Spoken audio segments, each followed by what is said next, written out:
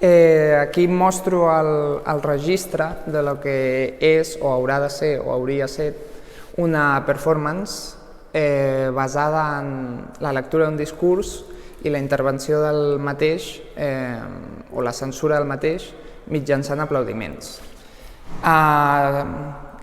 Escollo el discurs com a dispositiu que demostra molt bé les jerarquies o les hegemonies socials.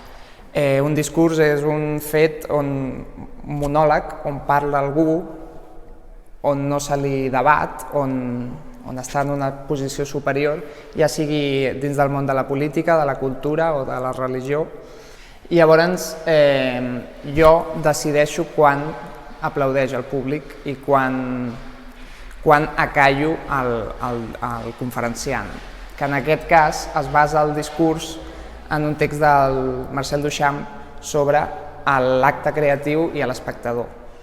Llavors, per això també té un joc de metallenguatge. I res, també l'acompanyen unes imatges, el text mateix del discurs censurat, per la qual ja es veu que no es pot acabar de llegir, l'àudio que serveix com a maqueta, que serveix com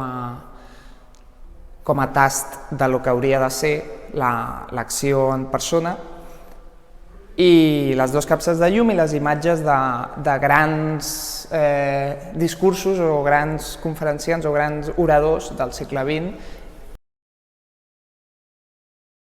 A mi el que em sol interessar, o últimament m'està interessant, és l'arxiu. Clar, l'arxiu, sobretot el del segle XX, ja està carregat per si mateix de lluites socials i de política i llavors sí, o sigui, es pot dir que hi ha un vessant polític-social, però que sorgeix del propi arxiu, que és el que treballo primerament. A partir d'aquí ell ja parla sol.